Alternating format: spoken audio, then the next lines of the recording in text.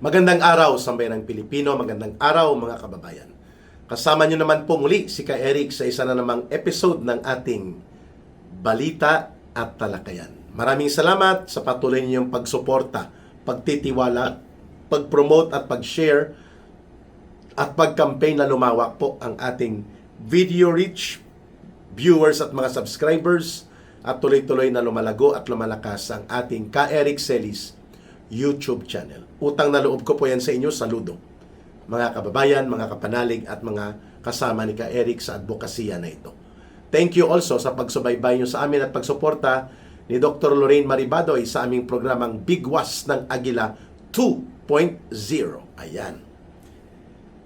Marami ang nagsasabi na ang impeachment trial ni Vice President Sara Duterte ay siyang panibagong diversionary tactic o pamamaraan ni Marcos Jr.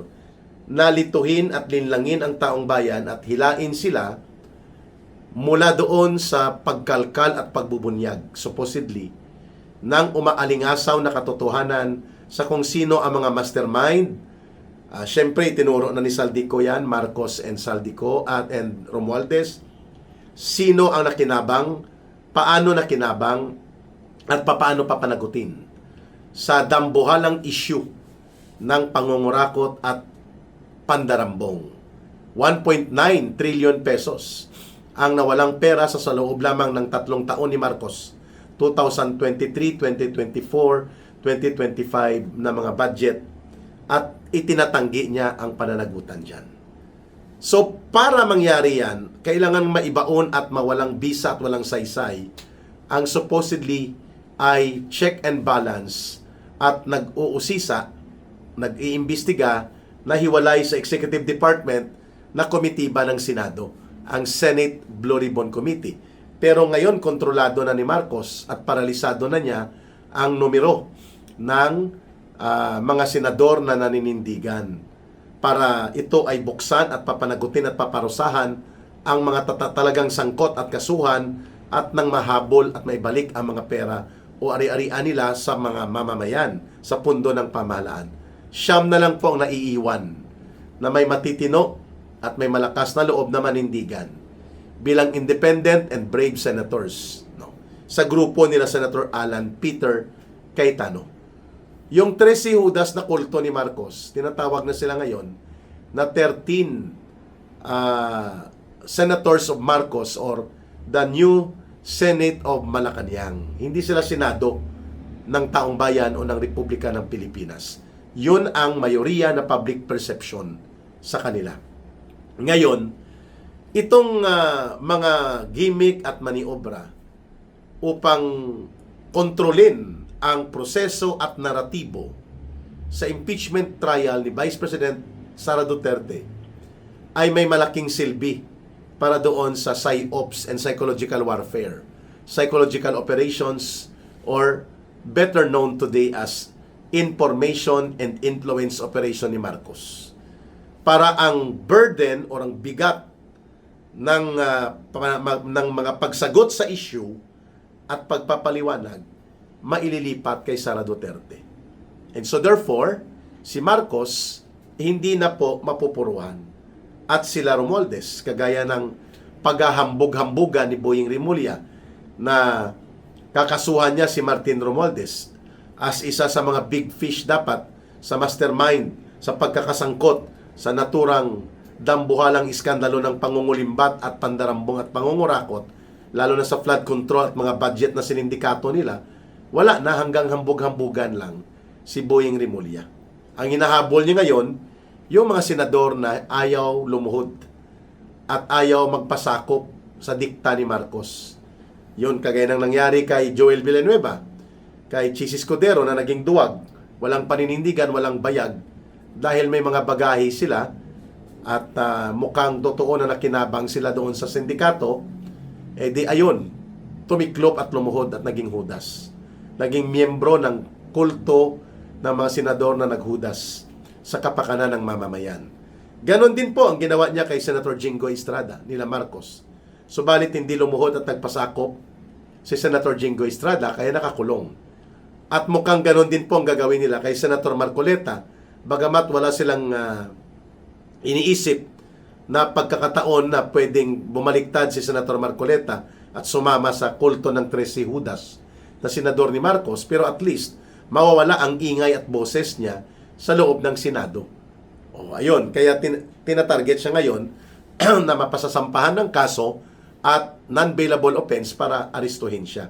At magiging kagaya siya ni Senator Jinggoy Estrada. So ito po lahat nawala na ang momentum at initiative sa taong bayan para habulin at pukusan ang issue ng mga dambuhalang pangungurakot at pangungulimbat at pandarambong sa flood control at iba pa na mga usapin ng pangungurakot ng gobyerno at administrasyon ni Marcos. Lahat ng ito napaling na papunta sa mga impeachment court gimmick and impeachment trial gimmick ng mga tauhan ni Marcos. Yung interpretation sa 2/3 votes of all the senators, binabaloktot na nila. So, naging public discussion siya. Naging mainit na talakayan tuloy. Ang mga, kunwari, paghahabol daw sa pag-reveal kung sino sila Mary Grace Piatos, Kokoy Villamin, yung mga code na ginamit sa Security and Intelligence and Confidential Fund ng Vice President at pati nung siya ay Department of Education Secretary, ito ngayon ang kinakalkal. Upang i-highlight ito at lahat ng media attention, lalo na sa tinatawag na mainstream media, ang naratibo na ito ang pilit na isinasalaksak to influence the perception and the public attention and narrative papunta sa paniningil at pagbirada kay Sara Duterte. Yan. Kaya nga sa darating na June 28, that would be next week, ito pong mga alipores na kaalyado at kasuporta ni Marcos at ni Romualdez ay mananawagan sila ng White Ribbon March daw sa EDSA. Yung mga miyembro ng Catholic Bishops Conference of the Philippines, yung mga dilaw at hilaw na komunista, pink, yellow zombies, at pati ang mga evil society. No? They want to call themselves civil society, pero mas evil society ang pagtawag sa kanila. Itong mga grupo at organisasyon na napapayungan ng simbahan katolika, no? Na sumasama kunwari sa mga pagkilos na ito. And of course, nandyan ang kanilang alipores at mga kasama, kabalahibo, sa anti-Duterte movement nila. Pro-Marcos na sila, hindi na anti-Duterte, hindi na anti-Marcos, anti-corruption, no? Itong grupo ng CPP, NPA, NDF, urban and front organizations nila. Sama-sama sila sa June 28. Kaya gagamitin nila ang pagkakataon ng impeachment at paglilitis kay Vice President Sara Duterte nang sa ganun po ang public opinion discussion mapupokus kay Sara Duterte. That's first. At pangalawa, magiging defensive ang kalagayan ng Vice President sapagkat magpapaliwanag siya siyempre at kailangan niyang baliin ang pangbabaluktot sa mga proseso at mga propaganda at naratibo sa impeachment trial na siyang sadyang gagawin ng mga tauhan ni Marcos. Lalo na atat sila na ang nakaupo ngayon, majority of the senator judges ay hawak sa ilong at may tali sa liig ni Marcos na inilagay sa kanila. So madali na nilang ilusot at ibaluktot ang proseso. Pero syempre, kailangan magmasid at magbantay ang taong bayan. Kaya yun po ang ibig sabihin kung bakit naging diversionary tactic or bahagi ng mga taktikang pang-diversionary ni Marcos at nila Romualdez upang ipaling papunta kay Sara Duterte instead na nakafocus kay Marcos at kay Romualdez ang pagbubunyag at pagpapaliwanag na ito. So maliban doon sa pagiging defensive ang posisyon ng Vice President, pangatlo ay pwede pong ang kanyang political capital, ang kanyang integridad, ang value niya bilang alternatibong leader sa gobyerno at sana siya ang nakikita na nararapat na maging presidente ay magkakaroon po ng mga pagbangga at mga pag-atake na kailangan niyang sagutin at maipaliwanag, sapagkat kung hindi ay pwedeng maapektuhan po ang persepsyon ng mayoriya ng mga Pilipino kay Vice President Sara Duterte. Madali lang po kasi lutuin din ang public opinion, lalo na kung ang mainstream and big corporate media ay tudo-todo ang pagbombardeyo at pag-atake ng naratibo ng pagiging masama at pagiging involved ni Vice President Sara Duterte sa katiwalian. That will shift the burden of explaining the issue mula kina Marcos at Romualdez papunta sa kampo, particular kay Vice President Sara Duterte. And we are seeing that trend right now. Kaya nga kailangan mabaluktot at talagang maging pangdurog na proseso ang impeachment court trial, kung kaya sabi ni Senator Alan Peter Cayetano sa kanyang naratibo din ng paghahayag, gagamitin nila ang majority of the judges, 13, yung kulto ng 13 Judas, para papayagan po ang ganitong marumi at baluktot na mga prosesong ginagawa doon sa House of Representatives, dadalhin nila sa Senado. At kapag nagkaroon po ng banggaan, hanggang argumentasyon at mga pakikipagtalo na lang ang magagawa ng 9 brave senators, kasi pag nagbotohan on particular motion na pumapabor sa pagdurog kay Sara Duterte, matatalo sila. At yung nagtatanggol naman sa patas at makatarungan na proseso ng impeachment court at mga paghandle ng kaso na ito, matatalo naman ang mga nagtatanggol ng patas at makatarungan na proseso. Dahil sa pagbotohan, siyam lang sila. 13 ang Judas. So now we see, mas klaro na ngayon na ito ang tinatawag na tactical maneuver to achieve strategic objective. Yon. Sa mga rules ng digmaan, may tinatawag na tactical maneuver to protect and achieve the strategic objective. Anong tactical maneuver na ito? Inagaw nila sa pamamagitan ng pangbabaluktot ni Marcos at ginamit pa ang tinatawag na special session, kunwari lang yon, para magtipon-tipon ang mga senador upang mabuo ang 13 Judas. That will take out Alan Peter Cayetano and take away the leadership ng Senado at mga komitiba. Yan, tactical maneuver yan. And then, ang pangalawang tactical maneuver, highlight the impeachment. Gamitin ito as narrative na itong issue. Hindi ang flood control ang pinag-uusapan, hindi ang korupsyon at plunder o pandarambong nila Marcos at Romualdez. Tactical maneuver yan. At ang kanilang tactical target, si Sara Duterte. Pero ang kanilang strategic objective, that Sara Duterte will be crippled, minimum and maximum will be convicted. To take her out, no, para hindi na siya makakatakbo sa pagiging Pangulo kung makonvict siya, lalo kung makukuha nila ang 16 senators na magboto yes to conviction of Sara Duterte.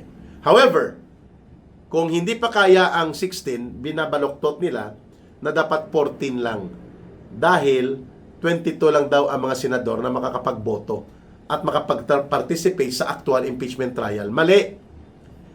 Kahit elementary ka, pwede mong basahin ang konstitusyon na nakalagay doon, 2/3 of all the senators. Hindi inilagay doon sa konstitusyon, 2/3 of all the senators who are present in the Senate.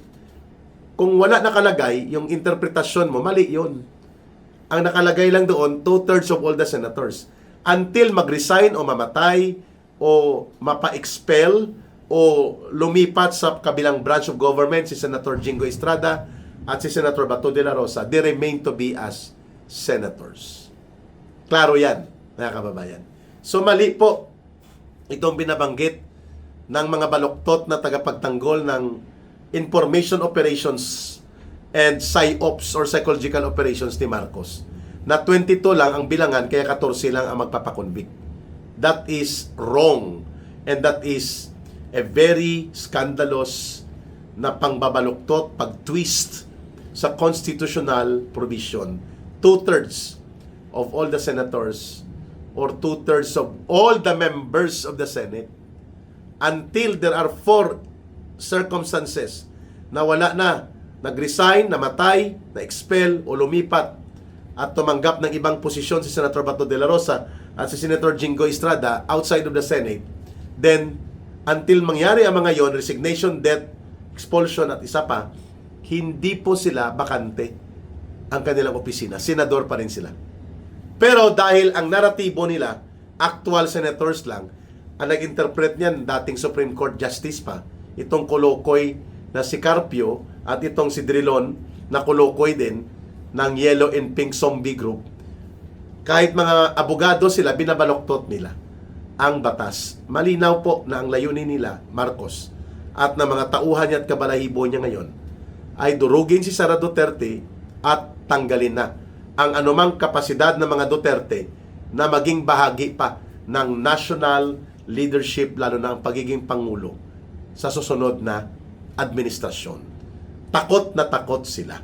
So the impeachment trial and all the narratives and issues na binobombardiyo laban kay Sara Duterte are all part of the tactical maneuver for the strategic direction of minimum durog na durog si Sara Duterte at mawawala o mababawasan ang kanyang political value should the election proceed at pag hindi siya na-convict, or maximum i-remove talaga siya by way of distorted, binaloktot na computation and interpretation sa saligang batas. At yun ang pinaka-target ni Marcos at nila Romualdez, na mawawala si Sara Duterte sa equation ng politika sa susunod na panggobyerno sa Pilipinas. Pero kailangan po nating balansihin.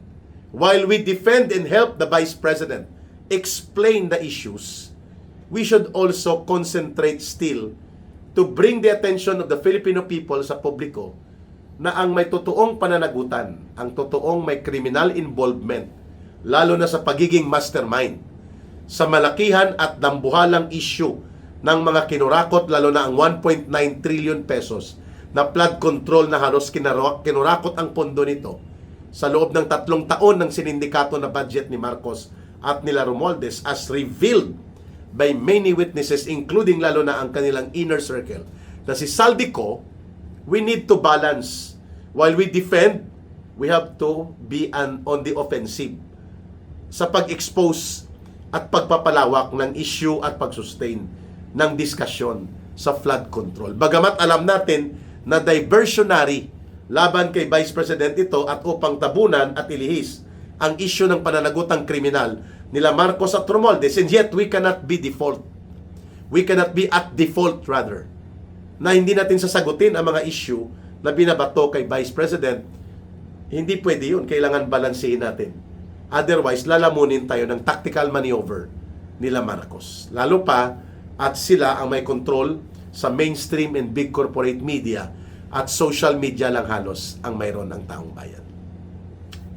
Pero, ang katotohanan, wala sa kanila.